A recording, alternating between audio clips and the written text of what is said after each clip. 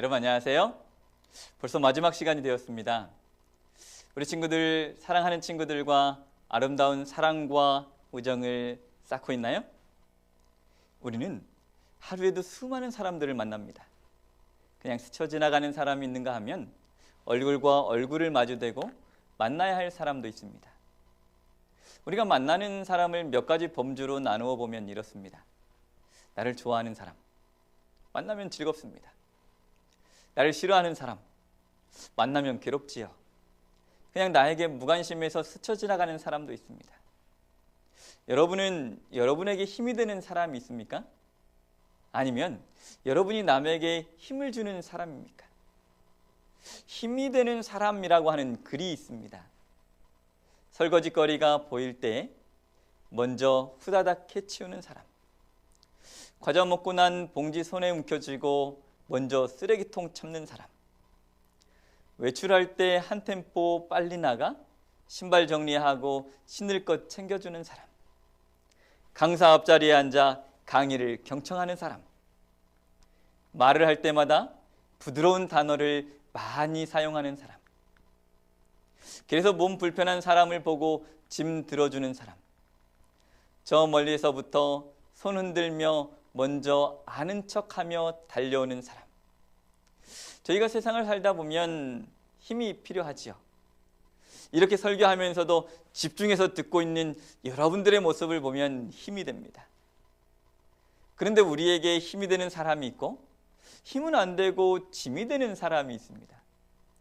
우리는 육체적으로도 힘을 얻어야 하지만 마음으로도 힘을 얻어야 합니다.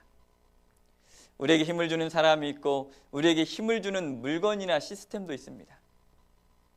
반면에 다윗을 질투하며 미워하는 적대자였던 사울 왕이 있었습니다. 그런데 그와는 정반대로 다윗을 정말 좋아하고 사랑했던 인물이 있었는데 그것은 아이러니하게도 사울 왕의 아들인 요나단이었습니다.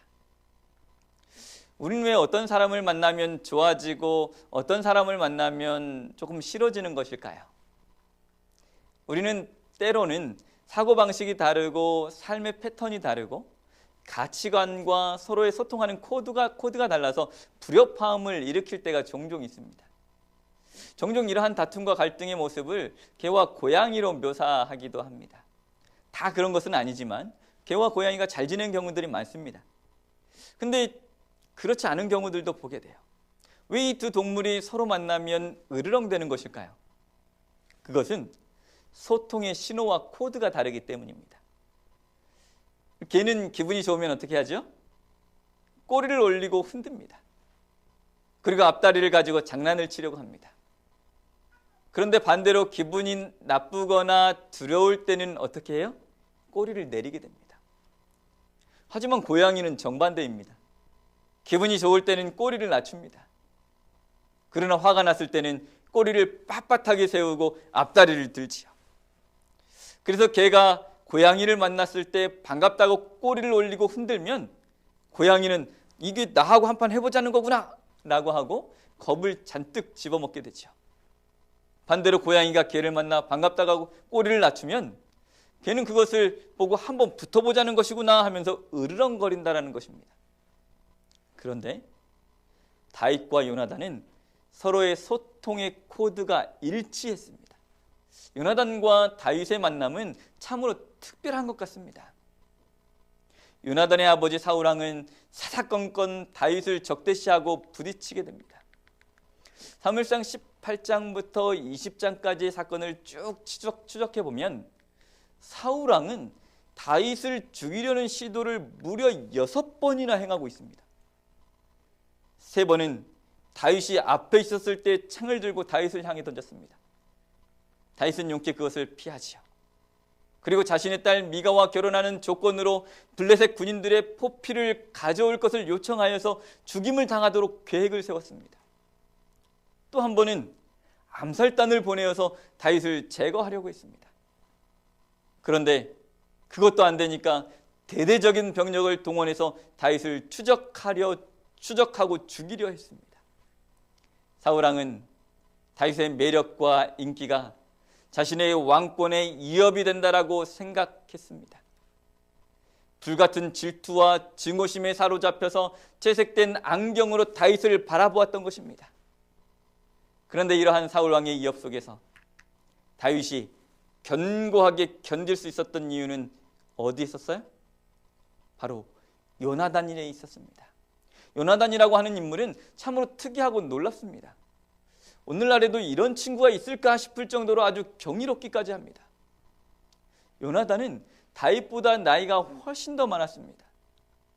다윗은 양치는 목동이었고 요나단은 일국의 황태자의 맏아들이었습니다. 그런데 요나단은 아버지가 다윗을 죽이려고 할 때마다 다윗을 옆에서 도왔습니다.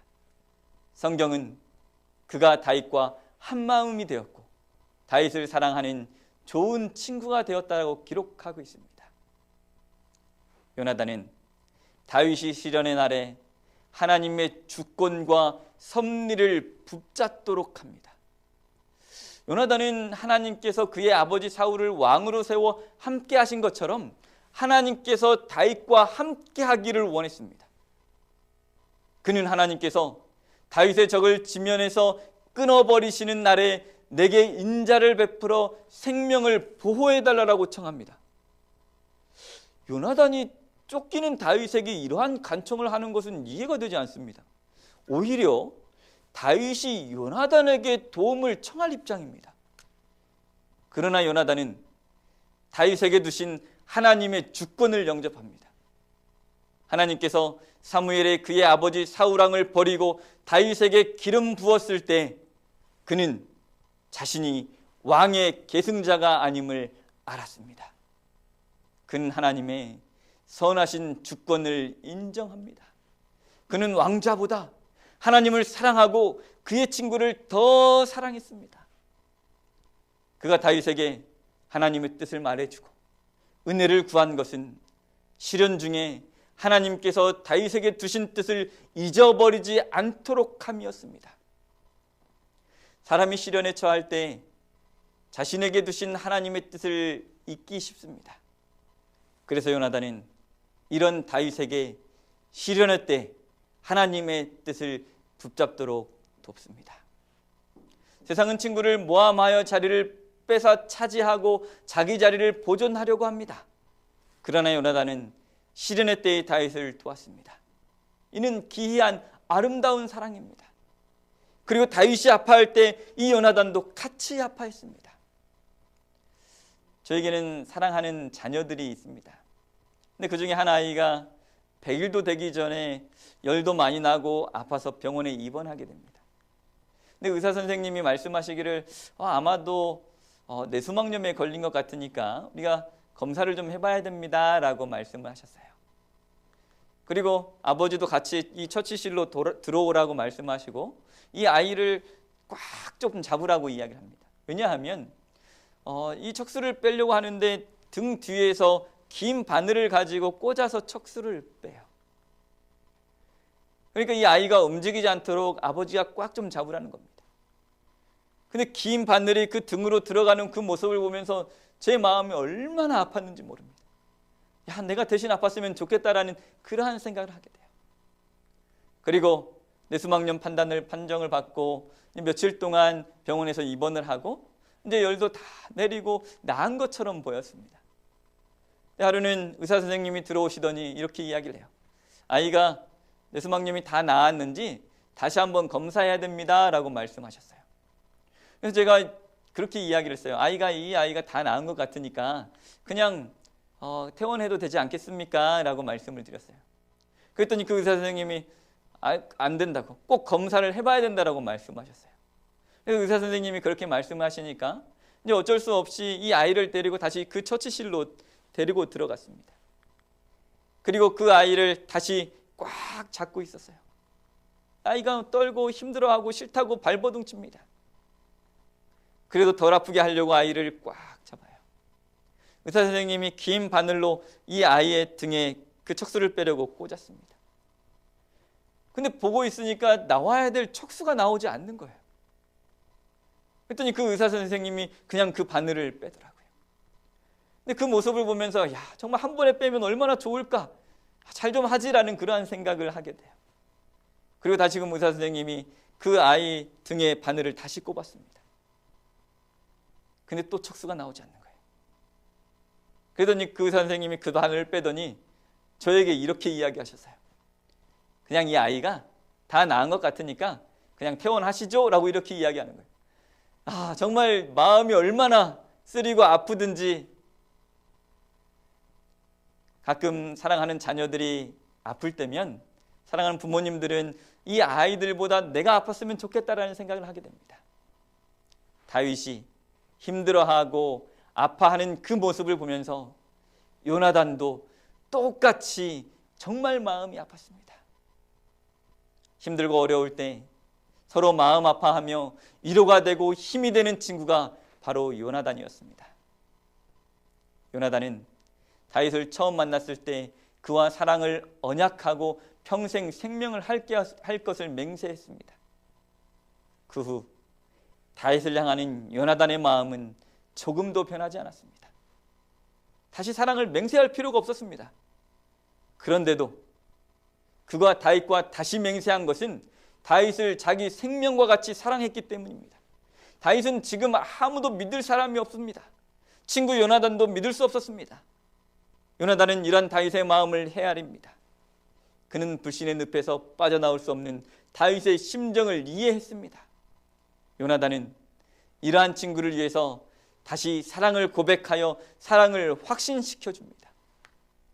요나단은 절망하고 있는 다윗에게 사랑을 확인시켜줌으로 위로와 힘을 줍니다. 요나단은 하나님의 마음을 품은 사랑의 사람입니다. 또한 다윗도 요나단의 사랑과 우정 그리고 은혜를 기억하고 있었습니다. 사울과 요나단이 전쟁터에서 죽고 다윗이 왕위에 오른 다음에 요나단의 아들인 무비보셋에게 은혜를 베푸는 장면을 우리는 보게 됩니다. 시간이 좀 지났지만 무비보셋을 데려다가 신분을 회복시키고 처소와 소유를 회복시켜줍니다. 다윗 또한 요나단의 사랑을 잊지 않았습니다. 여러분 아마 이 그림을 보신 적이 있을 겁니다. 두 손을 모아서 기도하는 그림이죠. 이 그림은 듀러가 그린 한스의 손입니다. 독일의 듀러는 유명한 화가가 되는 것이 꿈이었습니다. 그는 그 꿈을 이루기 위해서 시골에서 도시로 갑니다. 그곳에서 화가 지망생인 한스를 만나게 되죠. 그들은 절친한 친구가 되어 함께 생활을 합니다. 그들은 가난하여 돈을 벌어야 했기 때문에 제대로 그림 공부를 할 수가 없었습니다. 어느 날 한스가 듀러에게 네가 먼저 공부하거라. 내가 이래서 너를 도울 테니 네가 화가가 되어 그림이 팔리면 그때 내가 공부할 수 있도록 도와주어 라고 간곡히 권했습니다. 듀러는 그럴 수 없다라고 거절했지만 한스의 진심을 받아들이고 열심히 그림 그리기에 전념합니다. 듀러가 그림 공부를 열심히 하여서 공부를 마칠 즈음 그림이 팔리기 시작합니다. 듀러는 그림이 잘 팔려서 한스를 돕기 위해 집을 찾아갔을 때 한스가 두 손을 모아 기도하는 것을 보게 됩니다. 주님, 이제 제 친구 듀러가 공부를 마치고 화가가 되어 그림이 잘 팔리니 감사합니다. 저는 그동안 노동으로 손마디가 뒤틀려 그림을 그릴 수 없습니다. 그러나 제 친구 듀러가 앞으로도 유명한 화가가 되게 해주십시오. 제게 이렇게 기도할 수 있는 두 손을 남겨주신 주님께 감사합니다. 한스가 이러한 기도하는 모습을 본 그가 눈물을 흘리며 두 손 모아 기도하는 모습을 그림으로 남겼습니다. 요나단은 다윗을 처음 만난 그 순간 이후 변함없이 사랑했습니다. 다윗의 승리가 곧 자기의 승리요 다윗의 기쁨이 자기의 기쁨이 되었습니다. 또 다윗의 시련과 고통이 자기 고통이 되어서 다윗과 생사고락을 함께합니다. 요나단은 다윗을 자기 생명처럼 사랑했습니다. 이 사랑은 남녀간의 사랑보다 승한 기이한 사랑입니다. 다윗과 요나단 같은 친구가 있는 자는 참으로 행복한 사람입니다. 우리는 요나단에게서 죄인들을 사랑하시는 거룩하신 하나님의 사랑을 느낍니다. 하나님은 도저히 사랑할 수 없는 죄인들을 무조건 사랑해 주셨습니다. 죄인들을 죄와 사망 가운데서 구원해 주시기 위해 독생자 예수님을 이 땅에 보내셨습니다. 예수님은 우리를 향하시는 하나님의 사랑을 나타낸 증거입니다. 예수님은 말씀하십니다. 요한복음 15장 13절 14절에 사람이 친구를 위하여 자기 목숨을 버리면 이에서 더 큰 사랑이 없나니 너희는 내가 명하는 대로 행하면 곧 나의 친구니라. 예수님은 우리를 친구 삼으시고 우리를 위해 십자가에서 그 고귀한 목숨을 희생하셨습니다. 예수님은 우리에게 위대한 사랑을 보여주셨습니다. 험한 세상에 우리에게 친구 예수님이 계시다는 것은 큰 복입니다. 친구이신 예수님과 동행하며 거룩한 순례의 길을 갈 수 있기를 기도합니다. 우리가 요나단과 다윗과 같이 하나님 안에서 아름다운 우정을 나누며 하나님의 구원의 역사에 정말 쓰임받는 우리 패스파인더 모든 대원들이 되기를 간절히 바라면서 말씀을 마칩니다.